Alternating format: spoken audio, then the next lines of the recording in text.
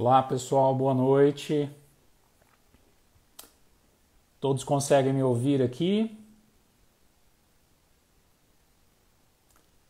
Por gentileza, respondam sim. Quem está me ouvindo? Minha prima, meu amorzinho está aqui já. Minha digníssima. O Vitor, Reginaldo, obrigado por estar aí mais uma vez assistindo. Conseguem me ouvir?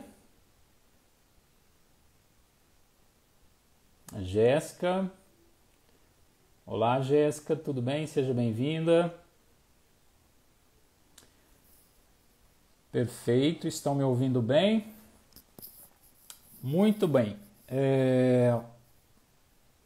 Eu fiz aqui um pequeno roteirinho aqui só para nós nos orientarmos, né? Já vou me apresentar para quem ainda não me conhece. Muito prazer, meu nome é Hollenberg Martins, sou psicólogo e vamos fazer essa live aqui para falar um pouquinho sobre como que nós podemos aprender a sentir ansiedade. Eu sei que isso pode estar ressoando um tanto quanto estranho para a maioria, né? Senão, mas é isso mesmo que o desafio aqui hoje, é como que nós podemos aprender a sentir a tal da ansiedade, né?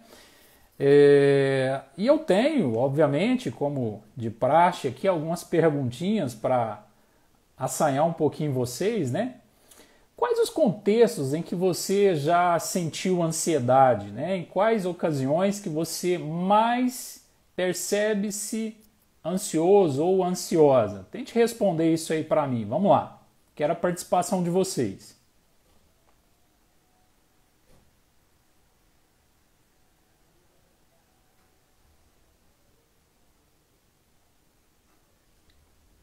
Vamos lá.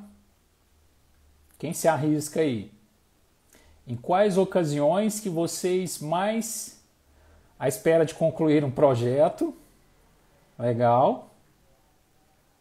Viajando na BR? Legal. Legal, viajando na BR. Diante de provas, testes, alguém sente em tomadas de decisões, sem sombra de dúvidas. Estela, obrigado pela participação, Estela. Vamos lá, Estela, responda aí. Em quais ocasiões que você normalmente experimenta sensações de ansiedade? Falar em público? Opa, essa é bem comum, hein? Valeu, Alex. Onde mais? Prazos. Cumprir prazos, e outra, né? Você está sob a custódia de um prazo para cumprir, né? O que esses contextos têm em comum? Vocês já pararam para se perguntar? Olha, falar em público, o que falar em público tem a ver com a BR? O que tem a ver com prazo, com uma agenda? Que é isso? O que está acontecendo? Qualquer tipo de fila, né? O Reginaldo falou aqui. Pensar no futuro pode deixar um tanto quanto ansioso, ansiosa, né? Bom, eu quero deixar claro aqui para vocês que estão me assistindo e as demais pessoas que vão assistir essa live, depois eu quero deixar gravado, que o meu objetivo aqui, obviamente, não é psicoterapeutizar ninguém, muito pelo contrário, é trazer aqui um pouquinho de informação para que você se inteire um pouco mais sobre este assunto, que quem saiba com isso você toma partido de procurar aí um trabalho, um profissional que possa te ajudar, te apoiar aí nesse processo de compreender e lidar melhor com a sua ansiedade, ok? Bom, então vamos adiante aqui, né? Primeiramente, afinal de contas, o que é essa ansiedade? Quem arrisca aí? Vamos lá. O que é a ansiedade para você que está aí participando, que está me assistindo? O que significa ansiedade para você? O que isso representa? Vamos lá.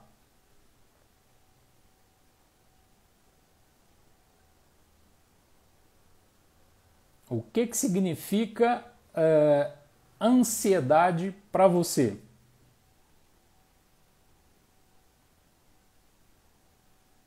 Expectativa por alguma coisa? Vamos entender um pouco mais isso. Vamos lá. O que seria a ansiedade para você? Bom, se nós vamos falar sobre isso, né, e eu fiz aí essa pergunta, corpo agitado e sudorese, boa, Vitor. Vamos entender um pouco isso, né? Afinal de contas, né, temos psicólogos aí participando também, e é danado para a gente receber algum terapeutizando, algum paciente, né, algum cliente aí que trazem algumas queixas que pensam que está às vezes com uma ansiedade, às vezes podem estar com uma depressão, né? Enfim, e nós precisamos aí entender um pouco melhor isso. Em resumo, se nós pudéssemos agrupar um pouco toda esses componentes fisiológicos que são responsáveis por sensação de ansiedade, eu diria que seria uma espécie de uma ativação autonômica, né? Nós temos aí praticamente uma resposta hipotalâmica, né, adrenal, que ela é muito sagaz, muito instintiva, muito eficiente no contexto em que nós estamos passando por uma situação iminente de ameaças, possíveis ameaças, né? E consequentemente, nosso corpo tende a reagir a isso. Então, depois nós vamos entrar aí em como que nós podemos sentir tudo isso, tá? Só deixando um pouco claro desses componentes dessa ativação autonômica, né? Eu tenho desde a excitação biológica, né, as manifestações corporais, eu tenho também uma redução significativa na eficiência comportamental. Quando essa ativação autonômica ela é um tanto quanto alta, o capital intelectual do indivíduo, do organismo, ele vai ficar um tanto quanto comprometido. Por quê? Porque o que vai fluir, o que vai restar a este sujeito são simplesmente respostas de fuga e esquivas, né? E nós vamos falar um pouco sobre isso aqui também, espero que dê tempo para a gente falar. E esse outro componente aqui dessas respostas, além da ativação autonômica fisiológica e dessa debilitação, digamos assim, do nosso capital intelectual, eu tenho ainda os comportamentos de fuga e esquiva. Mas, em síntese, eu teria aí taquicardíaca, sensação de sufocação, respiração ofegante, tremores, sudorese, pupila dilatada, boca seca, sensação de perigo iminente, rosto afogueado, né? Parecendo que você está num calor, mas isso não é em decorrência do sol, tá? Isso precisa ficar claro. E eu quero deixar claro também, pessoal, que o objetivo aqui não é diagnosticar ninguém, tá? É muito mais sensato você buscar um profissional para que você possa passar aí por uma avaliação para você de fato concluir se você está ou não com um quadro de ansiedade aí, passando por um quadro de ansiedade. Bom, eu até trouxe aqui umas informações, mas eu não vou estender sobre elas, que faz uma espécie de uma categorização. Mas para a gente, categorização do que seria essas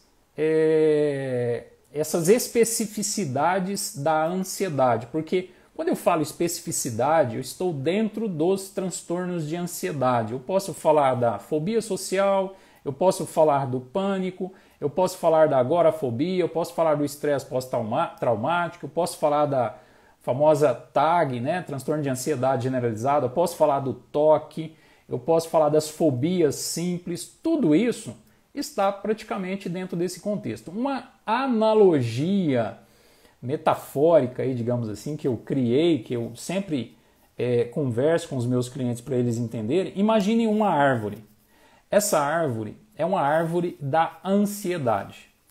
Cada fruto que essa árvore dá, a pena que os frutos dela são estragados, né? Cada fruto que ela dá uma de suas categorias, subcategorias, né? Que seria um fruto do transtorno do pânico, um fruto da agorafobia, um fruto da fobia social, um fruto do estresse pós-traumático, um fruto das fobias específicas, mas não vamos nos prender a isso aqui, só para a gente ter aí uma compreensão um pouco mais macro do que seriam os transtornos de ansiedade, tá?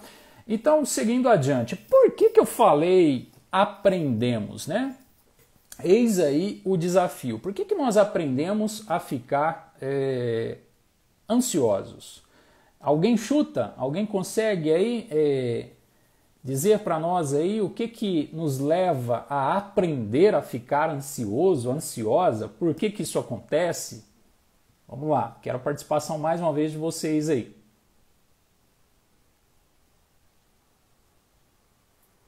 O que nos leva a aprender a ficar ansioso, ansiosa?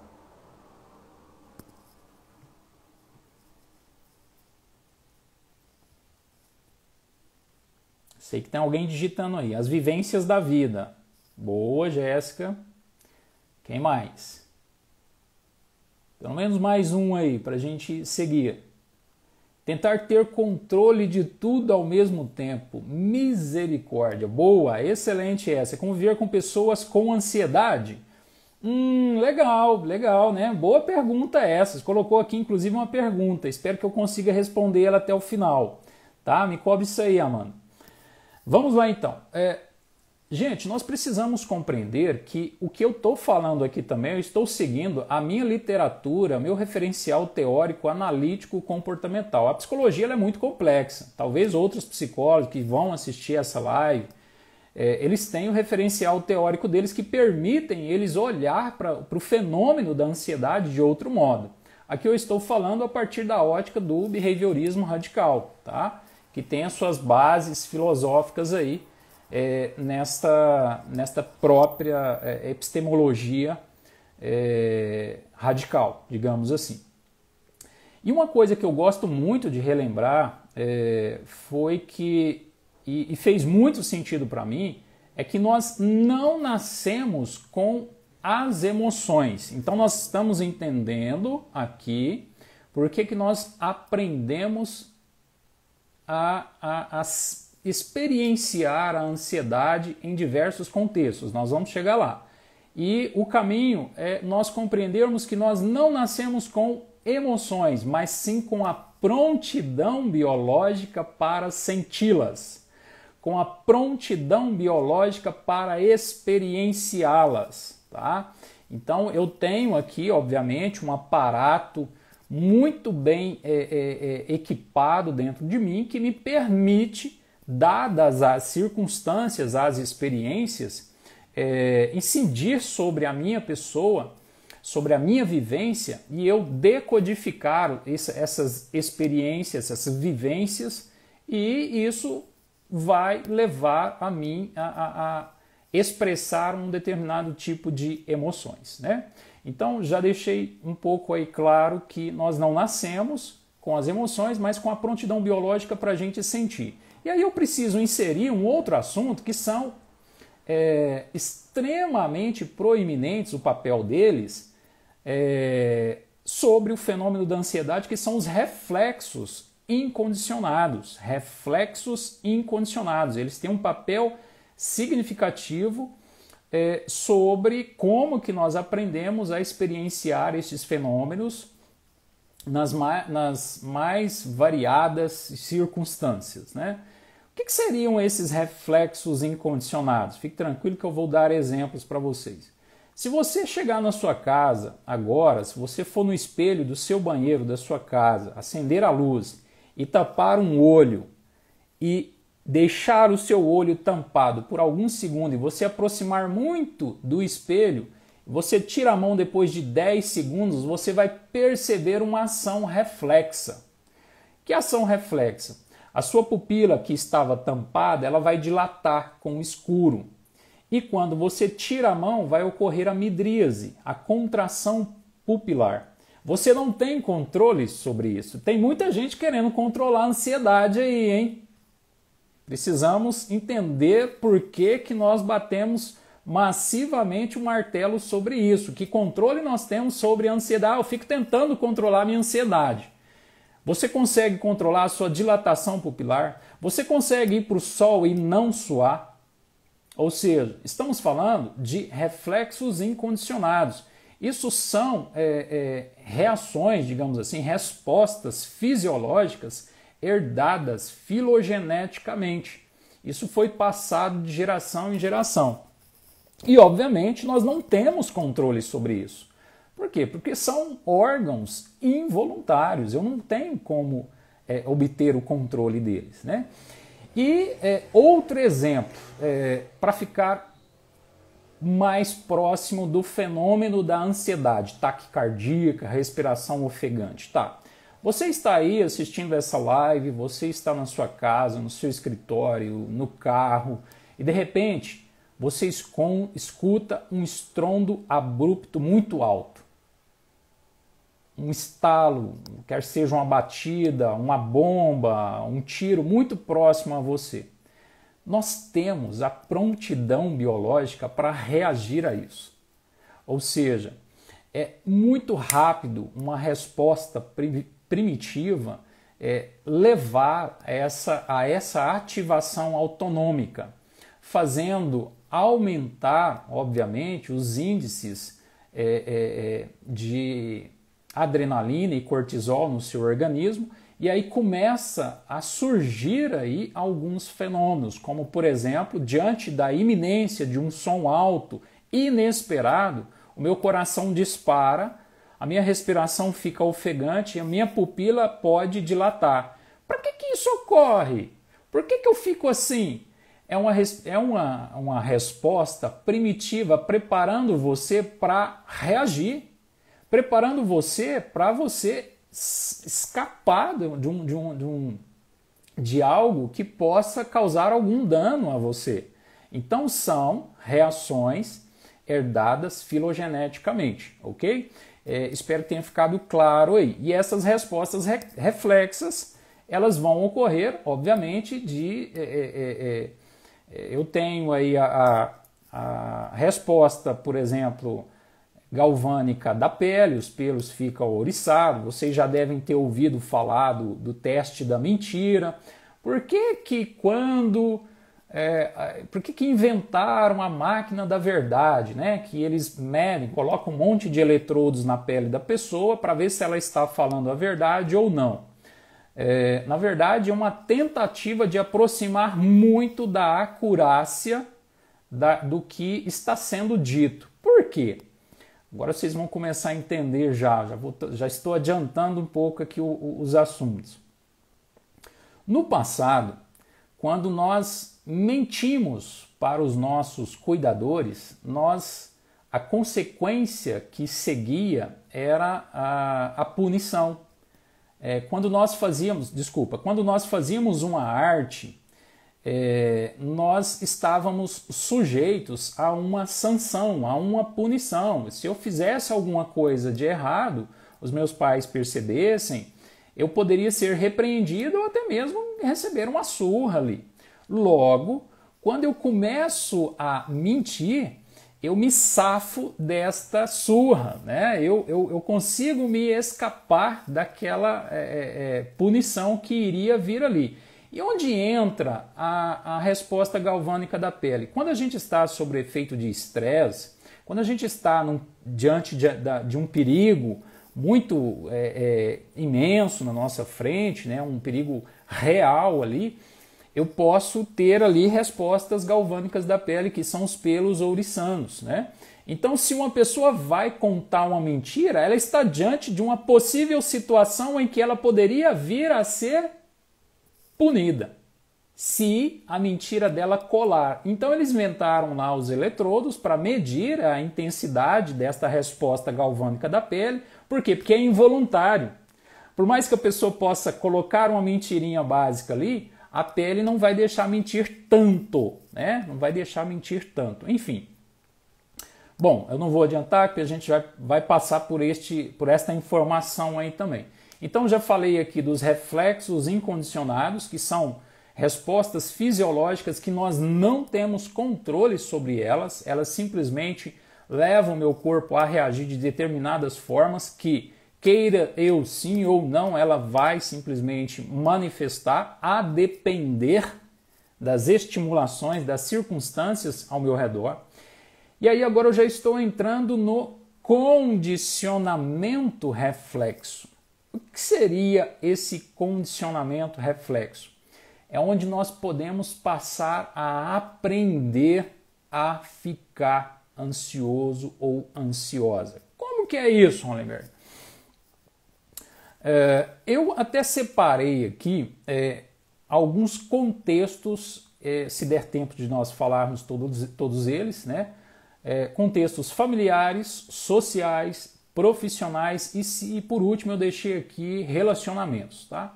Vamos começar com família, tá? Como que eu posso aprender, né, esses reflexos incondicionados, eles podem agora se tornarem condicionados com outras respostas, né?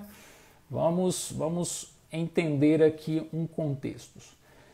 Vocês provavelmente já devem ter ouvido falar de pais muito coercitivos, punitivos, autoritários, mega exigentes. Esses pais, quer seja uma mãe, um pai, um avô, uma avó, o velho ditado, comeu não leu, né? Enfim, esses cuidadores, supostamente, eles tinham uma facilidade muito grande para punir os seus descendentes ali, os seus filhos, né? Quer seja um copo fora do lugar, quer seja um garfo que caiu no chão, quer seja uma nota ruim no boletim, eles tinham uma facilidade muito grande para punir estas crianças, né? Logo, a depender da frequência dessas surras, vamos lá, vamos pegar aqui um caso de uma criança que simplesmente o pai é muito rígido, para não dizer que ele tem um pezinho lá na obsessão, que ele não gosta das coisas muito fora do lugar e fica corrigindo muitos comportamentos do filho a ponto de bater na criança com muita facilidade e frequência, obviamente. Aí essa criança agora, gente, ele vai passar a se comportar sem sombra de dúvida, tentando se livrar das punições desse pai, principalmente na presença desse pai em casa. Quando o pai não estiver em casa, a probabilidade desse filho ficar mais tranquilo é muito alta. É muito alta. E aí o pai volta, o pai chega do trabalho em casa, o que ele começa a sentir de novo? A possibilidade de ser punido, né? Então, ou seja, se ele fizer alguma coisa de errado, ele fica agora tentando adivinhar o que agrada e o que desagrada o pai. Caso contrário, ele estará simplesmente produzindo uma grande punição para ele mesmo, né? Que fica a depender do desempenho dele. Isso já deve estar sinalizando para vocês que esses comportamentos desse jovem agora, ele vai se generalizar para outras instâncias. Por exemplo, em casa, o pai ele é muito severo com ele. Qualquer coisa está punindo ele. Isso pode acontecer com o pai, com a mãe. E tem muitos pais que provavelmente que vão assistir isso aqui. Ah, mas meu pai não alisava, não. Meu pai fazia. Isso não justifica. Lamentavelmente, meu caro, você passou por isso também. E isso não justifica você fazer isso com os seus filhos, tá? Por quê? Porque você está instalando um padrão de ansiedade neles que eles vão ter que lutar com isso aí para o resto da vida deles, tá? Existem casos, gente, na nossa literatura de pais que nunca bateram nos filhos, mas o filho aprendeu a ter tanto medo da figura paterna ou materna. Por quê? Porque o outro pai, digamos assim, um filho nunca apanhou de um pai.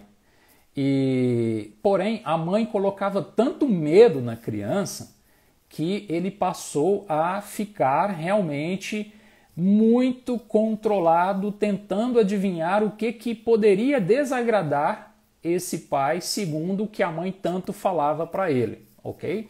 E esse pai passava de fato o dia inteiro fora de casa. Quando ele chegava em casa mais tarde, era um momento que ele ficava tenso, era um momento que esse jovem agora vivenciava o seu momento de terror, de tensão, porque ele, afinal de contas, quando ele percebia o pai chegando em casa, ele já desligava a TV e já corria para o quarto, já ia assistir TV, já ia estudar, né?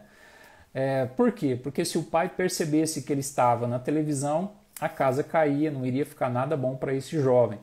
E a mãe ajudava, a mãe era quase que uma codependente dessa situação, porque ficava ameaçando o filho, né? Falando, olha, teu pai vai chegar, seu pai é assim, seu pai é muito bravo, seu pai é estourado, e não sei mais o que, e tarará. E esse filho acaba desenvolvendo aí muitas chances de aprender a sentir ansiedade. Agora, olha só que interessante. Em quais ocasiões que o pai chegava em casa, o pai saía cedo, o jovem estava dormindo, a criança estava dormindo. Que hora que ele lidava com esse pai? Quando o pai chegava do trabalho. E aí a mãe passava o dia inteiro, se não a tarde inteira, fazendo aquele terror na cabeça da criança. Quando o pai chegava em casa, nossa, ele chegou, eu preciso agora aprender a me comportar na frente dele para que nenhuma surra caia sobre mim, né? E essa criança agora começa a tentar adivinhar. E olha que interessante. Lembra que eu falei lá no início que o capital intelectual do indivíduo, se ele fica muito ansioso, ele pode ficar comprometido, o capital intelectual? Essa criança ela tenderá agora a ficar insegura para realizar outros comportamentos em outros contextos. Como, por exemplo, uma prova. Aí por quê? Vamos lá, vamos imaginar, olha, ele vai para a escola, e aí de repente na escola ele tirou uma nota ruim. Ele chegou em casa, a mãe já ficou brava. Se a mãe ficou brava, imagina o pai. Imagina qual seria a reação do pai. E aí ele tenta, faz alguma coisa para que a mãe não conte para o pai aquela nota que ele tirou.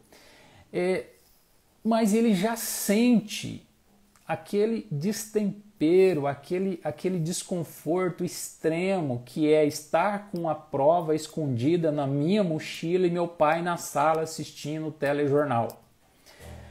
E se ele pedir para ver os meus cadernos, fuçar na minha mochila, ou seja, eu com total certeza irei apanhar, né? Muito provavelmente esse jovem poderia pensar algo do tipo. Então ele vivencia aquela sensação, aquele temor, né, terrível ali naquela hora da noite ali.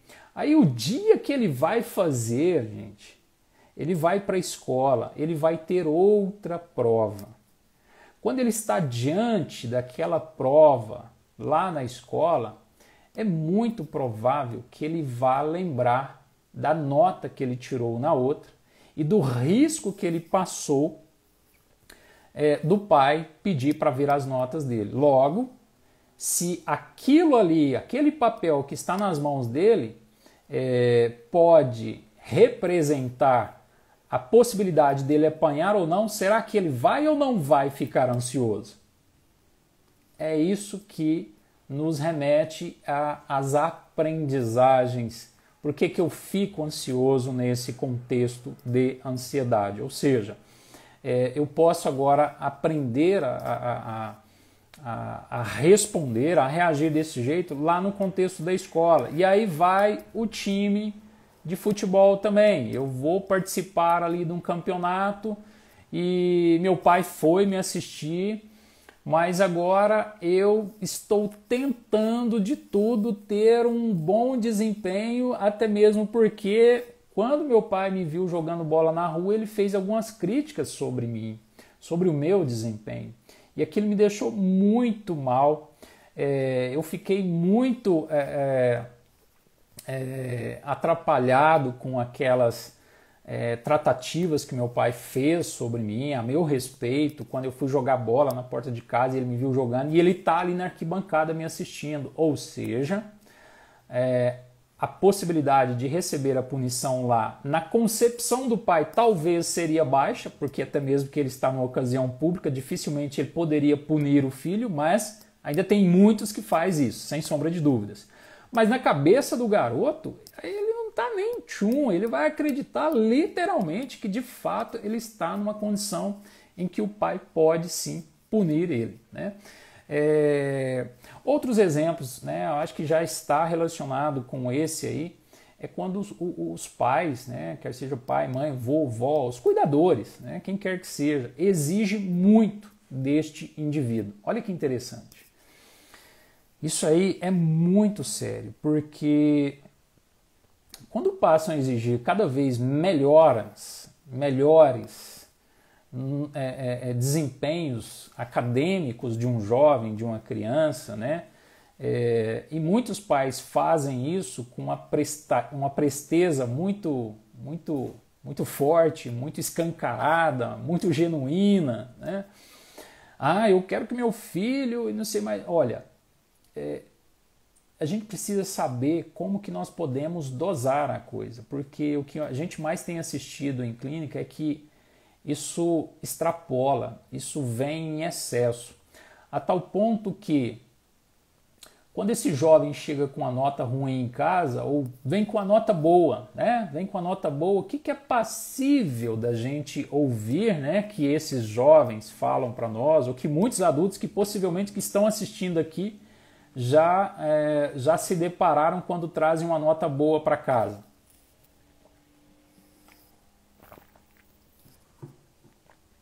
Não fez mais que sua obrigação, é isso? Ah, tá, legal, né? Interessante, desmotivante uma fala dessa, né? Aí novamente vem aquele pai matuto, astuto, pensando que, né, é o dono da barriga ou a mãe, enfim, quem quer que seja, eu fui tratado do mesmo modo. Pois é, você não sabe o sofrimento que este indivíduo que você colocou no mundo, você está colaborando para que ele experiencie sintomas clássicos de ansiedade numa magnitude exorbitante, né? Enfim, por quê? O que acontece? Quando esse jovem traz uma nota consideravelmente boa para casa e eles escutam isso, eles lidam, queira sim ou não, com a punição desses pais, que é a reprovação, a rejeição, que é falar, você não fez mais que a sua obrigação, que é aquela rejeição, aquela rejeitada, assim, sabe? E isso é uma espécie de uma punição também. O jovem está, queira sim ou não, ele está sendo punido. Logo, o que é comum, né, essas crianças, né, nós que passamos por isso, começarmos a fazer alguma coisa para tentar recebermos a aprovação desses pais. E aí, quando chega lá na fase adulta, este indivíduo ele vai fazer algo que exige muito desempenho físico, intelectual, né, intelectivo, muita competência, muita habilidade, e ele consegue fazer aquilo, ele entrega, ele não fica satisfeito, ele não fica feliz, ele sente alívio. Olha a contradição. Ele não fica feliz, ele não fica satisfeito por ter obtido êxito naquilo. Ele entra em contato com a sensação de alívio. Por quê? Porque passou próximo dele ser rejeitado de novo. Passou próximo dele não ser reconhecido. Passou próximo dele não obter amor, dele não obter carinho, dele não obter alento, abraços, palavras de encorajamento, etc, etc, etc e tal. Faz sentido isso?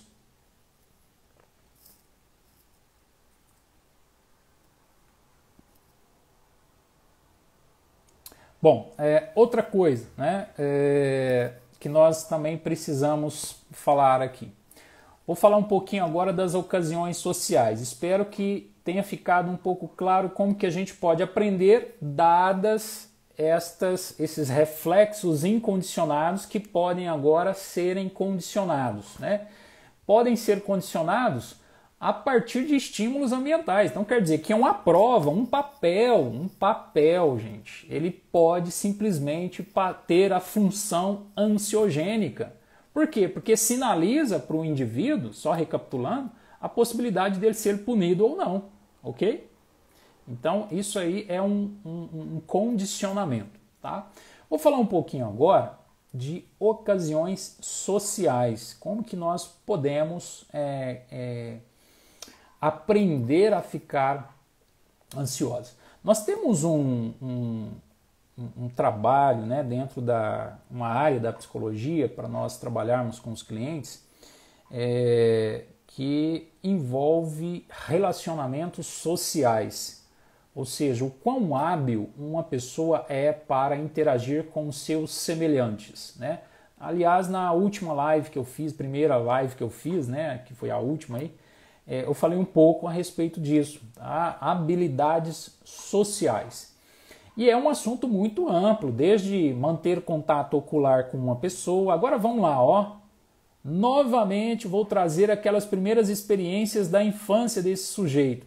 Olha, se os pais eram muito bonzinhos, ele pode passar por isso por um colega na escola que fez bullying com ele, que massacrou ele com bullying.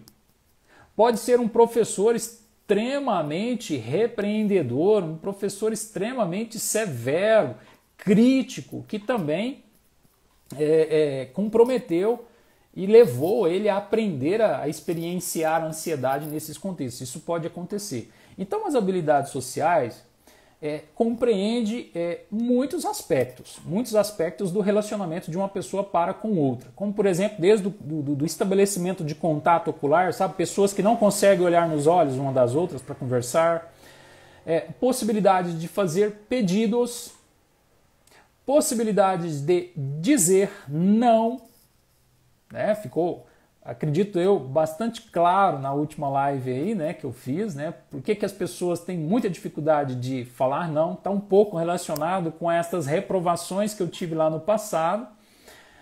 Porque agora, se eu falar não para essa pessoa que está aqui na minha frente, eu vou ter que lidar com a rejeição que ela vai ter sobre mim, que ela vai me rejeitar, vai me reprovar, vai querer distanciar, vai demonstrar aí, enfim, vai fazer um olhar de reprovação a meu respeito. Fazer elogios, tá? Então são algumas situações que a pessoa também pode passar a aprender a ficar ansioso ou ansiosa. Como? Digamos aí, para fazer inserções sociais. Uma criança, ok, em casa os pais não eram tanto coercitivos, muito pelo contrário, muito amável, muito genuínos ali na forma de demonstrar carinho, afeto e compreensão dos comportamentos da criança, mas essa criança começa a interagir com a vizinhança nova.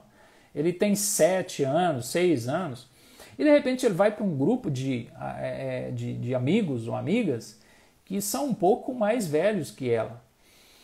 E ela vai fazer algumas inserções sociais, ou seja, a rodinha de amigos ali está acontecendo, alguém vai fazer um comentário, ele quer comentar também, mas aquilo que ele comentou, que saiu da boca dele, produziu muitas críticas. Produziu muita... é uma espécie de um bullying? Faz total sentido também. Podemos olhar por essa ótica, mas queira-se ou não, é como se agora ele começasse a observar o próprio comportamento dele. Olha onde nós vamos chegar com isso. Ele falou alguma coisa, a galera riu. Ele falou outra coisa, a galera riu. Ele falou outra coisa, a galera criticou, riu, zombou demais dele. Qual a probabilidade dele falar alguma coisa no futuro? Vamos lá. Diz aí pra mim.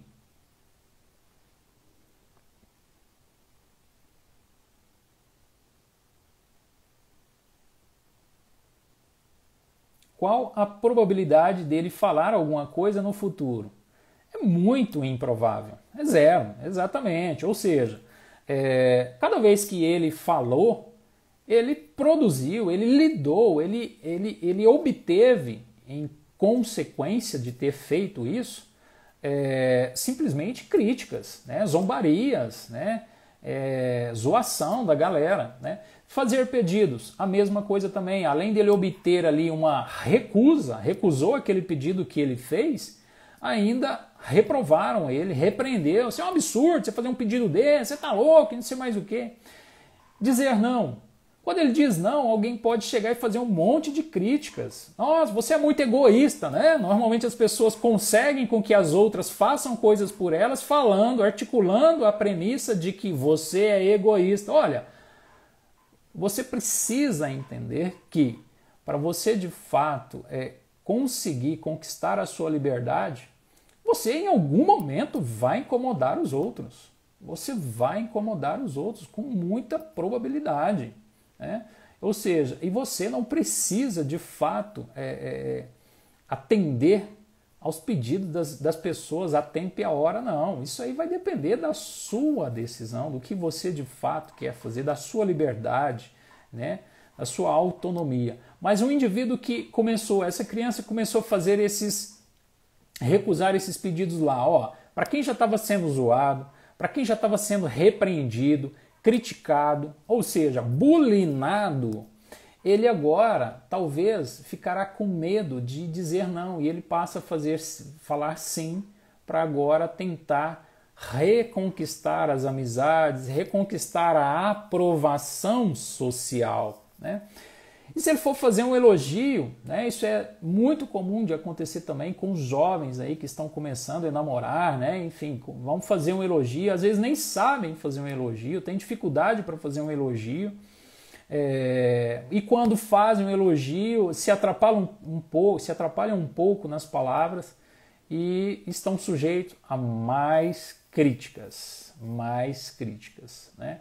O que vai vir a acontecer? Este indivíduo agora, olha que interessante, ele começa a prestar atenção, ele passa a observar o que ele está sentindo nesses contextos sociais. Ele começa a perceber que ele fica trêmulo, que ele fica inseguro, que ele fica ansioso, se fala ou não aquilo que ele estava pensando em falar. Ele queria muito dizer, mas agora ele está controlado pelas próprias sensações que ele está sentindo, que está mostrando para ele que tipo assim, olha, não fala não, que isso aqui vai piorar. E se ele, né, cair nessa tentação, ele deveria, na verdade, experimentar isso, né? Se der tempo a gente vai falar um pouquinho disso aqui.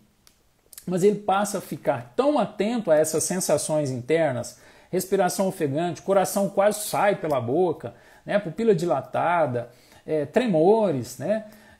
Ele passa a observar tanto isso e ele passa a julgar. Ele começa a julgar o próprio desempenho dele. Do que eu estou falando? Ele pode desenvolver uma fobia social. A fobia social está intimamente relacionada, gente, com o medo dos olhares das outras pessoas, com a apreensão, né, dos olhares aí das outras pessoas sobre os seus desempenhos, assinar um papel em público, fazer inserções numa roda de amigos, fazer perguntas, fazer pedidos, dizer não, fazer apresentações, se apresentar, fazer elogios, aceitar, receber elogios também. Até isso as pessoas têm dificuldade, né? O contato ocular nem vou dizer. Porque contato ocular lá no passado também, agora eu estou com um olhar um pouco mais macro, né? Olha que nós vamos lá nas origens. Que experiência que esse indivíduo teve na vida que colaborou para que ele não estabelecesse olhar para com quem está falando com ele?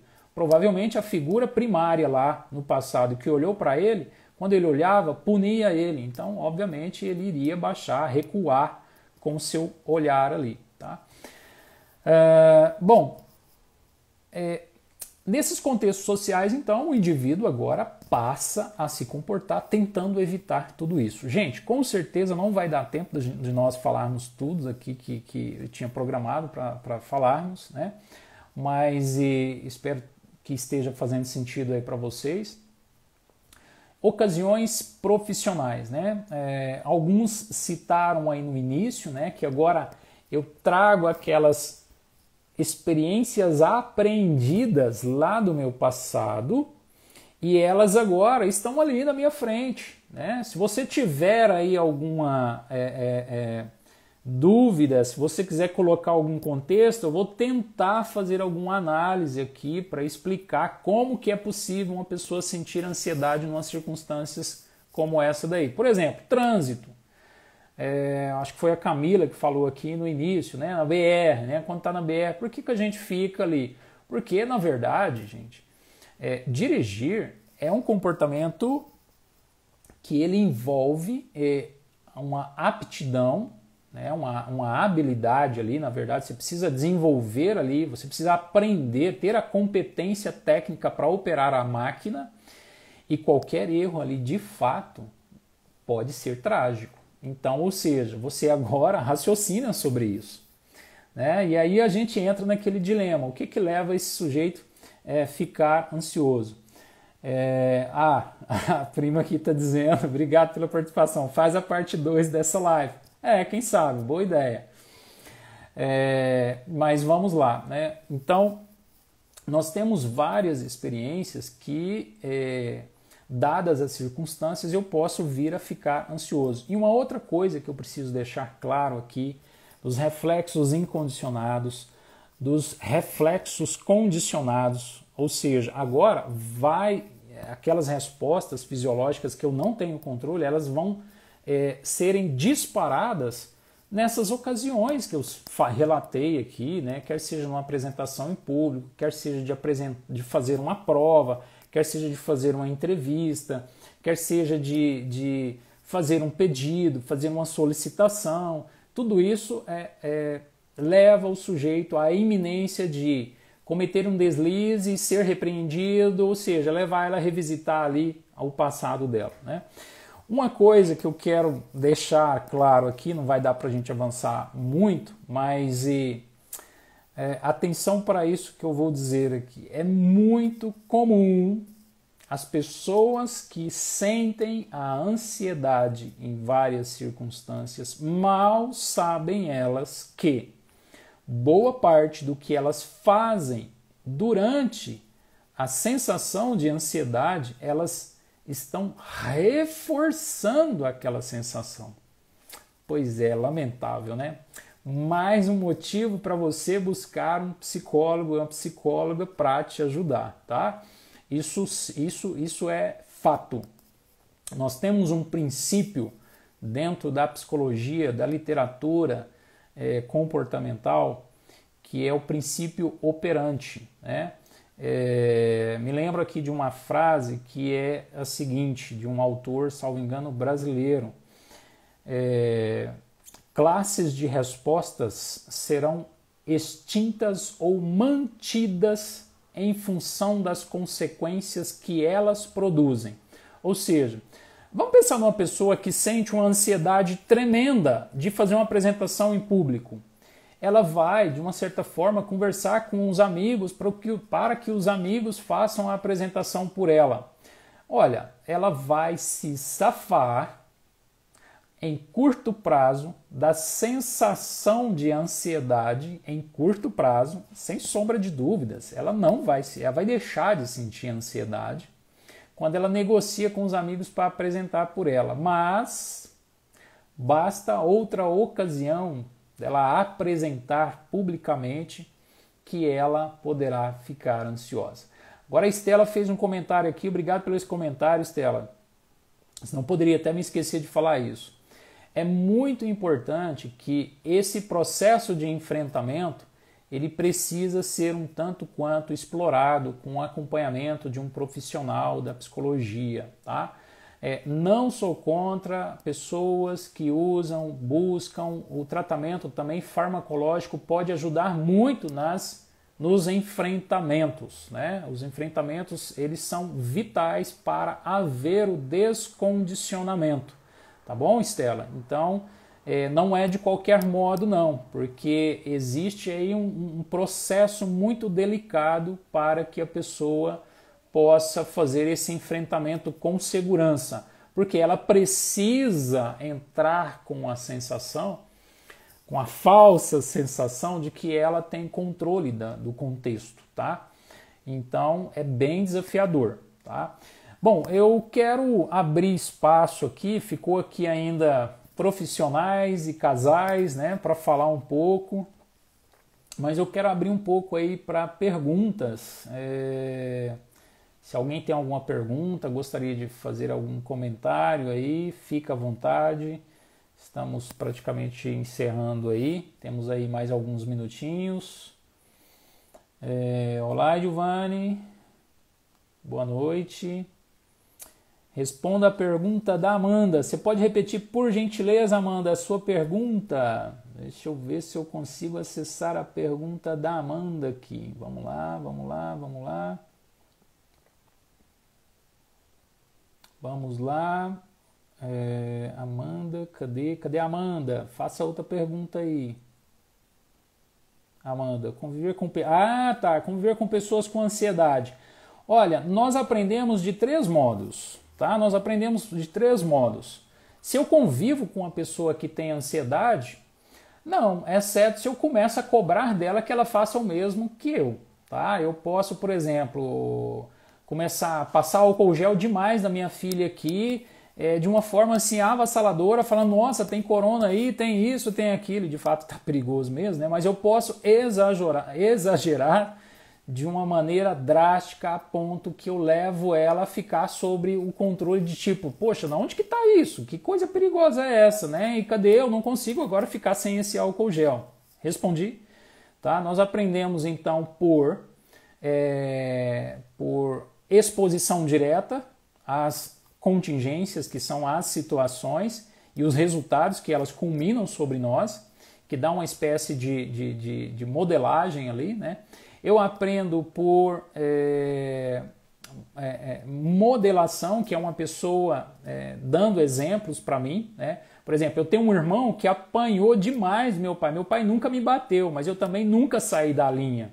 E eu vivo muito ansioso agora porque eu não saio da linha. Eu faço tudo que meu pai quer, tá? Não sei se eu respondi aí, Vitor. Veja aí se eu respondi. Alguma outra pergunta?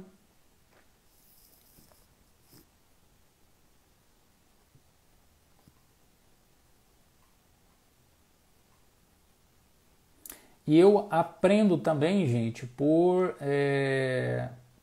regras, tá? Por instituir. O que posso fazer para me sentir melhor nos momentos de crise de ansiedade? Opa, boa pergunta. Camila, primeiramente é entender um pouco mais como esse fenômeno incide sobre você e em quais circunstâncias. Uma coisa que as pessoas falam muito, eu sou ansioso. Olha, você não é, você tem uma tendência a experienciar em vários contextos sensações de ansiedade. Então vale a pena uma avaliação para você entender, né, como que você pode lidar melhor com isso. Porque às vezes, Camila, tem alguma coisa que está muito acessível você a fazer durante esses momentos de crise que levaria você a descondicionar. Lembra os reflexos condicionados? Eu posso agora descondicionar, tá? Eu posso descondicionar isso. Então, é muito assim complexo, né? A gente costuma falar que em clínica os clientes fazem perguntas altamente simples para respostas extremamente complexas. E essa é uma dessas, Camila. Eu levaria mais tempo aí para responder tudo isso e, claro, a gente não tem uma receita. O ideal é a gente avaliar cada caso, tá? Caso a caso aí para a gente avaliar. Alguma outra pergunta? Não sei se eu consegui te responder aí, Camila, mas depois a gente pode continuar lá no direct, tá ok? Alguma outra pergunta? Temos aqui alguns minutinhos aqui para a gente encerrar. Legal, obrigado, Camila, pela pergunta.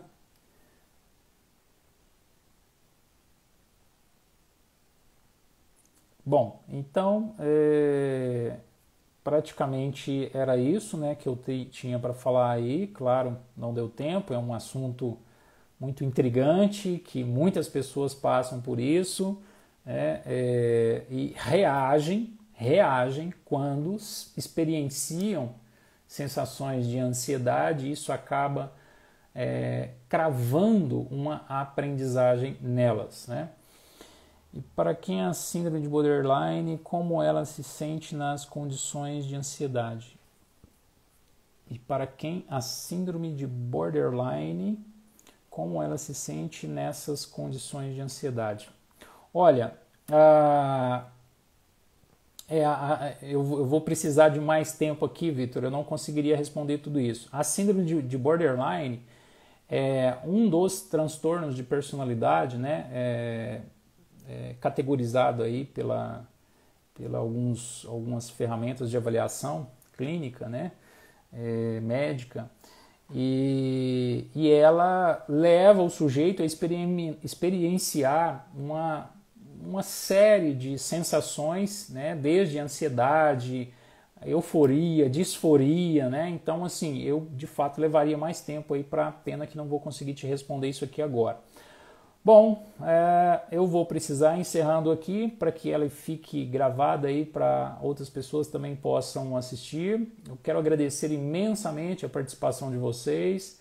Aceito aí sugestões de temas, né? A minha prima Hélida aqui, obrigado pela participação. A Hélida sugeriu aqui a parte 2, quem sabe, né? Nós podemos abordar esse assunto aí.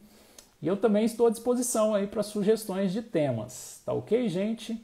Muito obrigado, foi um prazer imenso estar com vocês aí e até a próxima live aí, até qualquer dia aí. Valeu, obrigado, viu?